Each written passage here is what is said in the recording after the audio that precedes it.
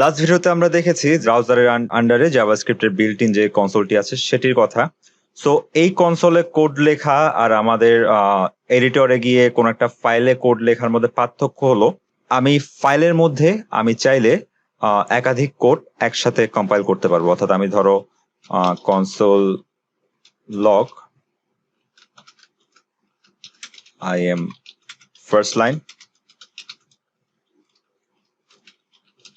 console log I am second line. So এখন যদি আমি এটাকে সেভ করি তো আমার পেজটা রিলোড হবে এবং কনসোল লগে দেখো আমি একই সাথে দুইটারই আউটপুট পাচ্ছি। সো এভাবে আমি এখানে ফাইলের মধ্যে যদি কোড লিখি তাহলে সবগুলো লাইনই একটার পর একটা কনসোল হয়ে আমি একসাথে আউটপুট পাবো। কিন্তু আমি যদি এখানের মধ্যে যদি আমি কোড লিখতে চাই তাহলে আমাকে এক লাইন করে আমার কম্পাইল করতে হবে। অর্থাৎ আমি একই সাথে একাধিক লাইন এখানে কম্পাইল করতে পারবো না। ওকে,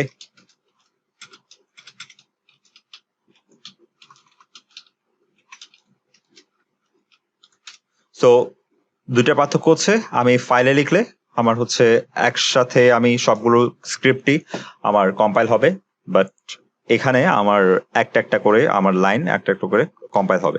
জাভাস্ক্রিপ্টের এখানে একটা প্রবলেম আমরা ফেস করি যখন হচ্ছে ধরো আমার কোড অনেক বড় হয়ে যায়, অর্থাৎ আমার এইচটিএমএল এর ভিতর যদি জাভাস্ক্রিপ্ট কোড অনেক বড় হয়ে যায় তখন এটা অনেক মেসড আপ হয়ে যায়, কারণ এইচটিএমএল কোড ওখানে ভিতর JavaScript code. So it is a better practice যে আমি যদি জাভাস্ক্রিপ্টের কোডগুলো একটা ডিফারেন্ট ফাইলে যদি আমি রাখতে পারি।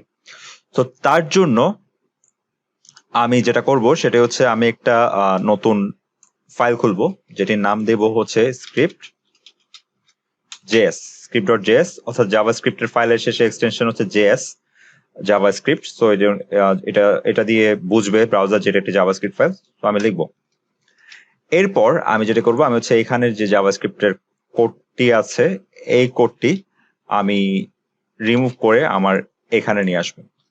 ওকে, সো জাভাস্ক্রিপ্ট ফাইলের ভিতর কোনো কোড লেখার জন্য আমার স্ক্রিপ্ট ট্যাগ ইউজ করার দরকার নেই, কারণ এটি অলরেডি একটি জাভাস্ক্রিপ্ট ফাইল। কারণ এইচটিএমএল আমাকে বলতে হতো যে এখানের ভিতর আমার জাভাস্ক্রিপ্ট কোডটি আছে, বাট এটি জাভাস্ক্রিপ্টের জন্য ডেডিকেটেড একটি ফাইল। সো এখানে আমার এক্সট্রা করে বলার প্রয়োজন নেই যে এটি স্ক্রিপ্ট এখানে আমি লিখে দিচ্ছি। সো এখানে জাস্ট আমি ফাইলগুলো লিখলেই হবে, আমি আমার কোডগুলো লিখলেই হবে। এবার আমার কাজ হচ্ছে আমি কিভাবে এই এইচটিএমএল ফাইলটির সাথে আমার এই জাভাস্ক্রিপ্ট ফাইলটি কানেক্ট করব। সো এটার জন্য আমরা যেটি করব আমরা এই সেম স্ক্রিপ্ট ট্যাগ ইউজ করব, কিন্তু এখানের মধ্যে আমি একটা অ্যাট্রিবিউট ইউজ করব যেটার নাম হচ্ছে সোর্স src, এবং এখানে আমি আমার ফাইলের নামটি লিখে দেবো। যে ফাইলের নাম যেটি script.js, এই ফাইলের নামটি আমরা লিখে দেবো। এই ফাইলের নাম যা তা আমরা সেটাই আমরা লিখে দেবো। যদি অন্য কোনো নাম হয়, ধরো জাভাস্ক্রিপ্ট.js হয়, তাহলে সেই ফাইলের নামটি আমরা লিখবো। তো এখন দেখো, এখন যদি আমি রিলোড করি আমি আমার সেম রেজাল্টই পাবো, দেখো। আর আমি যদি এখানে কোনো এক্সট্রা কোড লিখি, ধরো ডকুমেন্ট রাইট, সরি এখানে না, আমি এখানে আমি লিখবো so document right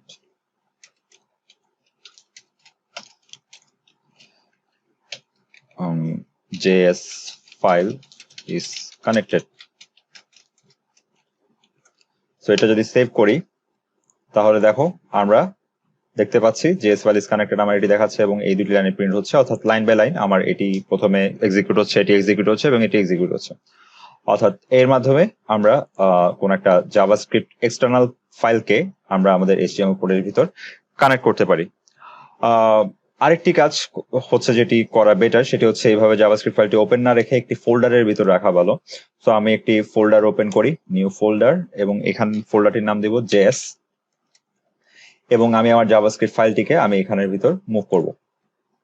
okay, so এখন যদি আমি রান করি আমার কোনো কিছুই হবে না, কারণ আমার জাভাস্ক্রিপ্টের ফাইলটি সে খুঁজে পাচ্ছে না। সো আমাকে সেই পাথটি প্রোভাইড করতে হবে, অর্থাৎ আমার জাভাস্ক্রিপ্ট ফাইলটি হচ্ছে js ফোল্ডারের ভিতর। সো বলতেছে যে js ফোল্ডারের ভিতর জাভাস্ক্রিপ্ট.js ফাইলটি আছে। সো এখন আমার সেম ফাইলটি কাজ করবে। Thank you.